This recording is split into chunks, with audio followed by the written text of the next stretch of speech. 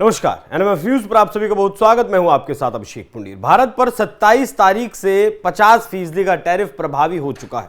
2 अगस्त से 25% का टैरिफ लग चुका था और 25% की जो पेनल्टी थी 27 तारीख से वो लग चुकी है। उसका असर भी दिखने लगा है। भारत का शेयर बाजार लगातार गिर रहा है, उस हिसाब से नहीं जिस हिसाब से शायद अमेरिका ने कल्पना की होगी, या फिर अमेरिका के नेताओं ने जिस तरीके से धमकी दी थी कि भारत की इकोनॉमी को क्रैश कर देंगे, वैसा देखने को नहीं मिला, लेकिन गिरावट देखने को जरूर मिली है। लेकिन अब कहा जा रहा है कि भारत को कहीं ना कहीं ट्रंप का एहसानमंद होना चाहिए।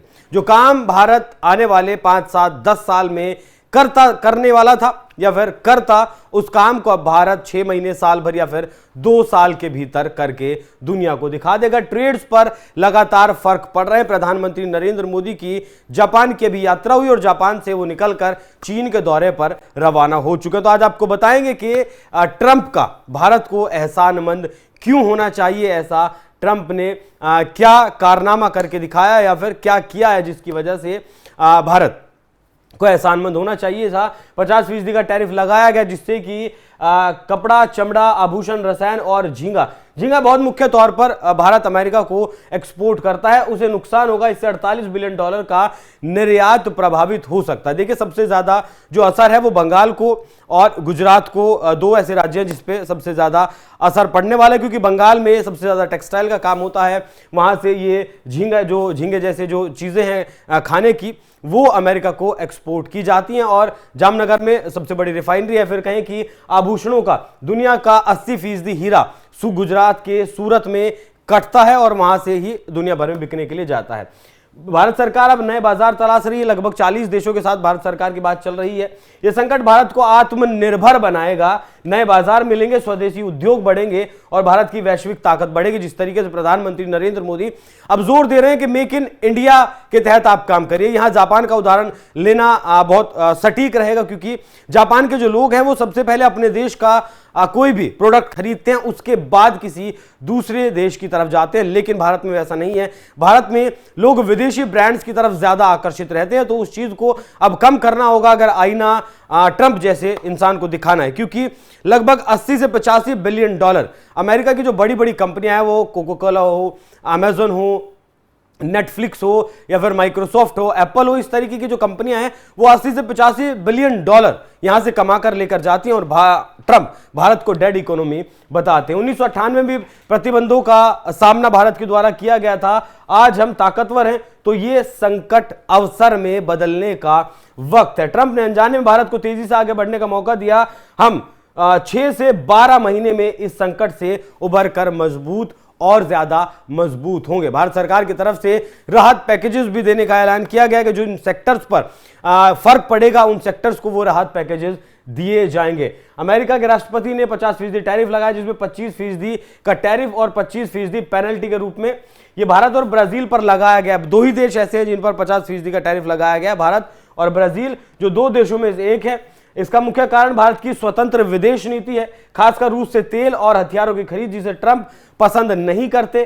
ट्रंप चाहते हैं कि भारत उनके दबाव में आए और उनकी शर्तें माने, लेकिन भारत के प्रधानमंत्री नरेंद्र मोदी ने 4 बार फोन करने की कोशिश को ठुकरा दिया। मतलब ऐसा कहा गया जर्मन अखबार के द्वारा कि ट्रंप के द्वारा 4 बार फोन किया गया प्रधानमंत्री को, लेकिन प्रधानमंत्री ने बात नहीं की है। भारत के आत्मसम्मान और स्वाभिमान को दर्शाता है। तेल की अगर बात करें तो युद्ध से पहले, रूस और यूक्रेन से पहले लगभग 0.2% भारत अपनी जरूरत का तेल खरीदता था, लेकिन आज लगभग 40% तेल भारत खरीदता है। हथियारों की अगर बात करें तो पहले रशिया से भारत अपनी जरूरत का लगभग 70% हथियार मंगाता था, लेकिन अब वो लगभग 30 से 35% रह चुका है और अपनी जरूरत का लगभग 80% से ज्यादा हथियार भारत खुद अपने देश में बनाता है। ऑपरेशन सिंदूर के दौरान भारत को धमकी दी थी।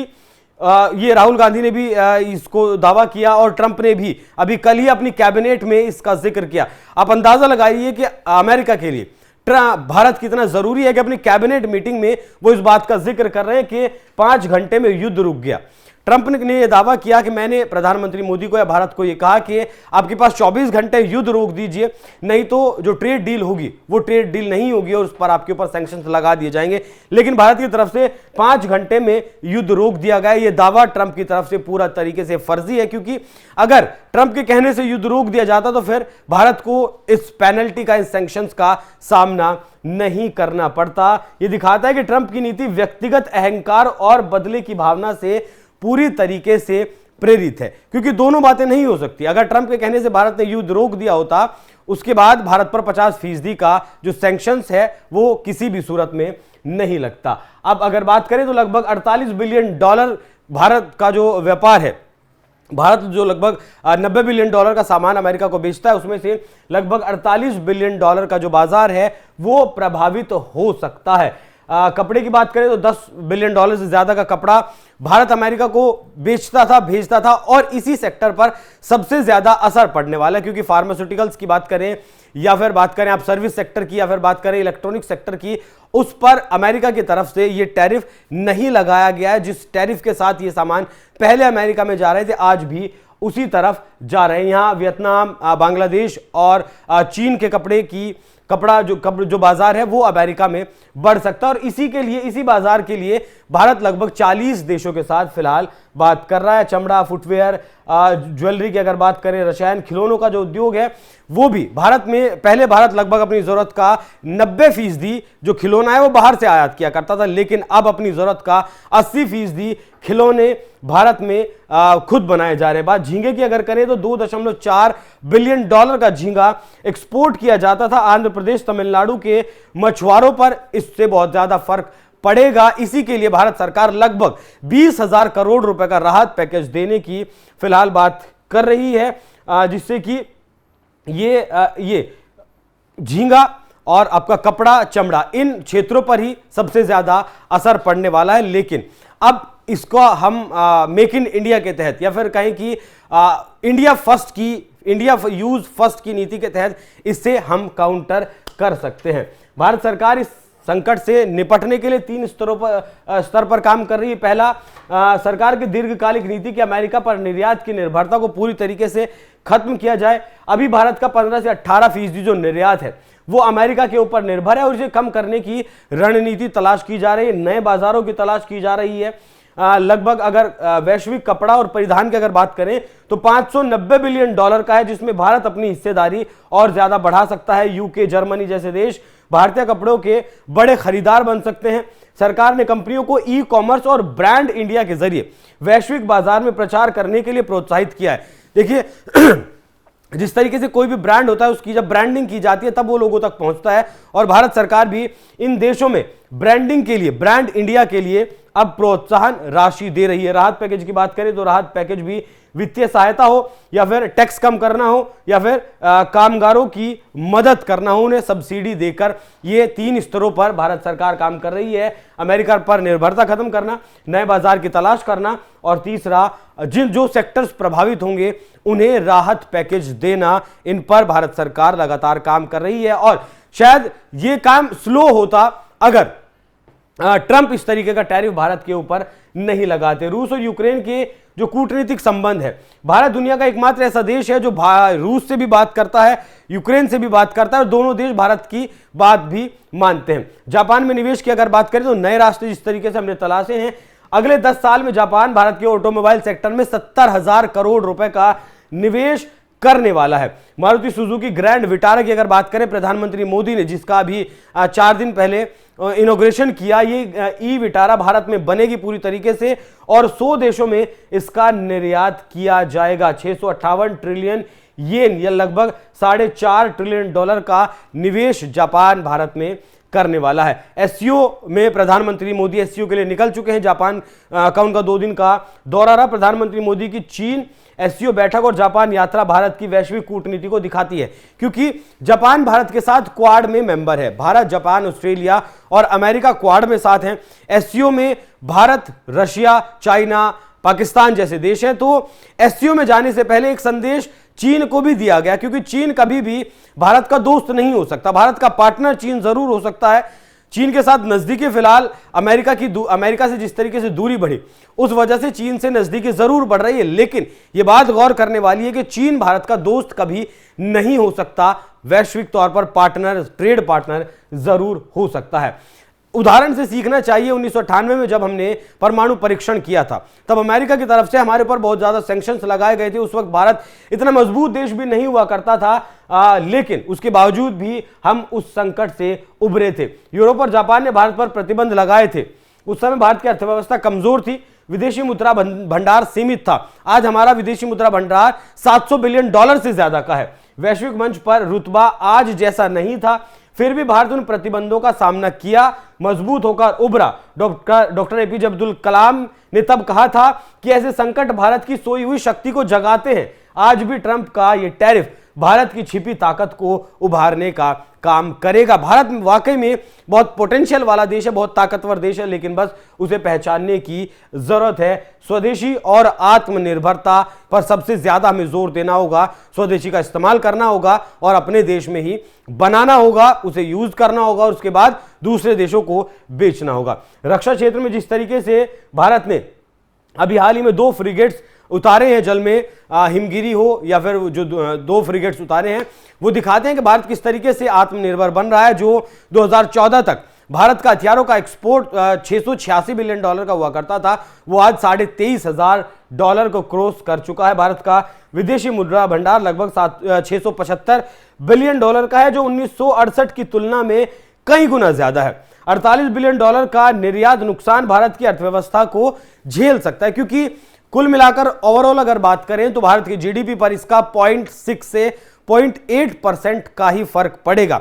हालांकि अगर रकम में जाएंगे तो यह बहुत ज्यादा होता है, लेकिन उसके लिए भारत सरकार 3 स्तर पर लगातार काम कर रही है। ट्रंप की गलती और भारत का फायदा। भारत को 5-7 साल में होने वाले विकास जो भारत करता 5-7 साल में, उसे 1 से 2 साल में हासिल कर सकता है। मैन्युफैक्चरिंग मिशन और नए आर्थिक सुधार को भारत अब गति देगा। वैश्विक बाजारों में वो अब अपना विस्तार करेगा, क्योंकि पहले के मुकाबले अब भारत यूरोप की तरफ भी देख रहा है और यूरोप भी अमेरिका की छवि से जिस तरीके से बाहर निकला है, और मैक्रो जैसे नेता, इटली जैसे देश अब जिस तरीके से खुलकर भारत का समर्थन कर रहे हैं, वो दिखाता है कि भारत का बाजार अब एक्सपेंड कर रहा है। मोदी का ट्रंप से बात ना करना भारत के आत्मसम्मान को दर्शाता है और यह ठेस भी पहुंचाता है। ये देखिएगा आप कि ट्रंप और ज्यादा कुछ कड़े फैसले भारत के लिए ले सकते हैं। ट्रंप की नीति ने भारत को एक तरह से एक्सप्रेस वे पर डाल दिया है। जो अब तक हाईवे पर अर्थव्यवस्था चल रही थी, उसे कहीं ना कहीं एक्सप्रेस वे पर डालने का काम किया है। जो काम धीरे धीरे चल रहा था अब तेजी से होगा। ये ठीक वैसा ही है जैसे हनुमान जी को जामवंत ने उनकी शक्तियों की याद दिलवाई थी। हनुमान जी के पास शक्तियां थी, लेकिन उन्हें पता नहीं था कि उनके पास शक्तियां हैं। जामवंत ने जब उन्हें शक्तियां याद दिलवाई, फिर अब देखिए कि किस तरीके से सेना एक पुल के सहारे लंका में गई थी, लेकिन भगवान हनुमान ऐसे ही पहुंच गए थे। बाकी जड़ी बूटियों का पहाड़ लक्ष्मण जी के लिए लेकर आए थे। वंदे भारत ट्रेन जिस तरीके से भारत में बन रही है, भारत में चल रही है, वो आत्मनिर्भरता भारत की दिखाता है। तेजस विमान हमारा भारत में बन रहा है। मारुति की ई विटारा का जिसका जिक्र किया, वो भारत में बन रही है। मोबाइल फोन एप्पल और सैमसंग का सबसे बड़ा प्लांट, दुनिया भर का सबसे बड़ा प्लांट अगर कहीं है तो वो भारत में है। एप्पल का प्रोडक्शन जो 15% 2024 तक हुआ करता था, 23 तक हुआ करता था, वो आज 44% पहुंच चुका है। एप्पल के प्रोडक्शन में हम चीन को बहुत पीछे छोड़ चुके हैं। अमेरिका में बिकने वाला हर चौथा फोन आज भारत में बना हुआ है। कोवैक्सीन जिस तरीके से कोविड की वैक्सीन हमने बनाई, सिर्फ हमने खुद वो इस्तेमाल नहीं किया, बल्कि दुनिया के ज्यादातर देशों को वो प्रोवाइड करवाई। भारत का पैसा भारत में रहेगा, लाखों नौकरियां बनेंगी और ट्रंप का जो टैरिफ है उसकी बात करें तो स्वदेशी बनाने की प्रेरणा मिलेगी, जिससे भारत और ज्यादा मजबूत होगा। भारत को बाहर से निर्यात करने में ज्यादा डॉलर खर्च नहीं करना पड़ेगा। साथ में भारत और देशों के साथ रुपये में व्यापार करने की तरफ भी लगातार काम कर रहा है। ओला हो, जियो हो, पेटीएम हो, जिस तरीके के ये स्टार्टअप्स हैं वो भारत को और ज्यादा मजबूत बना रहे हैं। सेमीकंडक्टर भी अब भारत खुद का बनाने लगा। टाटा इलेक्ट्रॉनिक्स और वेदांता गुजरात में सेमीकंडक्टर फैक्ट्रियां स्थापित कर रही हैं। खिलौने की बात करें तो 80% खिलौने अब हम अपनी जरूरत के भारत में बना रहे हैं। 2023-24 में $300 मिलियन के खिलौने हमने निर्यात किए। जो खिलौने हम बाहर से मंगाते थे उनका आज हम निर्यात कर रहे हैं। जेनरिक दवाओं की अगर बात करें तो भारत दुनिया का सबसे बड़ा जेनरिक दवा उत्पादक है और अमेरिका ने हमारे फार्मास्यूटिकल्स पर इसीलिए टैरिफ नहीं लगाया क्योंकि भारत से सस्ती दवाई अमेरिका को कोई देश नहीं दिखाता। यह भारत की ताकत को दिखाता है किस तरीके से भारत अब मैन्युफैक्चरिंग हब दुनिया के लिए बन रहा है। जो काम चीन कर चुका है वो काम आज हम कर रहे हैं। चीन अपने यहां सब कुछ बनाता है, उसे इस्तेमाल करता है, बाहर ज्यादा पैसा खर्च नहीं करता, इसीलिए आज चीन इतनी बड़ी अर्थव्यवस्था है। भारत के साथ आजाद होने वाला चीन आज $19.5 ट्रिलियन की अर्थव्यवस्था है, लेकिन भारत महज $4 ट्रिलियन की अर्थव्यवस्था है और 2030 तक भारत लगभग $6.5 ट्रिलियन की अर्थव्यवस्था बनेगा और दुनिया की तीसरी सबसे बड़ी जीडीपी बनेगा। तो ये कुछ उदाहरण थे जो make in India, made in India की बात बताते हैं और दिखाते हैं किस तरीके से भारत लगातार ताकतवर अब हो रहा है। मेडिकल के क्षेत्र में भी हम लगातार अपने देश में प्रोडक्शन कर रहे हैं। एनर्जी की बात करें तो जिस तरीके से अडानी सोलर एनर्जी बना रहा है और वो एप्पल की बात हो, सैमसंग की बात हो, नोएडा में दुनिया की सबसे बड़ी मोबाइल फैक्ट्री स्थापित सैमसंग ने की है और एनर्जी भी लगभग 40 गीगावाट से ज्यादा सौर ऊर्जा से हम उत्पादन कर रहे हैं। उसके लिए भी ज्यादा पैसा खर्च करना हमें नहीं पड़ रहा है। रोजगार के सृजन हो रहे हैं, खास करके छोटे शहरों में, ग्रामीण क्षेत्रों में। चेन्नई और नोएडा में मेक इन इंडिया के तहत लगभग 5 लाख से ज्यादा नौकरियों का उत्सर्जन हाल के दिनों में हुआ। भारत का जो विनिर्माण निर्यात है वो 2014 में $300 अरब से बढ़कर 2024 में $450 अरब हो गया। मेक इन इंडिया में विदेशी कंपनियों के भारत में निवेश के लिए आकर्षित किया है। एप्पल, सैमसंग और सुजुकी इसका सबसे बड़ा उदाहरण है और कहा ऐसा भी जा रहा है कि आने वाले वक्त में भारत चीन के लिए जो लगभग कहें कि जो नीतियां कड़ी जो नीतियां थी भारत सरकार की, चीन का जो एफडीआई भारत में ना आए या फिर कम आए या फिर भारत सरकार की नजर में आए, उसके लिए भी नियम कानूनों में बदलाव किया जा सकता है और उन नियम कानूनों को आसान बनाया जा सकता है जिससे कि चीन जैसे देशों का निवेश भी भारत में आए। तो एक तरीके से जिस तरीके से ट्रंप ने सैंक्शंस लगाने का भारत के ऊपर फैसला लिया है वो कहीं ना कहीं भारत के लिए, भारत को आत्मनिर्भर बनाने के लिए, मेक इन इंडिया का जो कार्यक्रम है उसे और ज्यादा तेजी से चलाने के लिए हमें प्रोत्साहित उसने किया है और ट्रिगर कहीं ना कहीं उसने करने का काम किया है। तो भारत के लिए ट्रंप का यह फैसला आने वाले दिनों में बहुत प्रभावी और बहुत फायदेमंद साबित होगा। बाकी आप लोग इस विषय पर क्या सोचते हैं, अपनी राय हमें कमेंट कर जरूर बताइएगा। नमस्कार।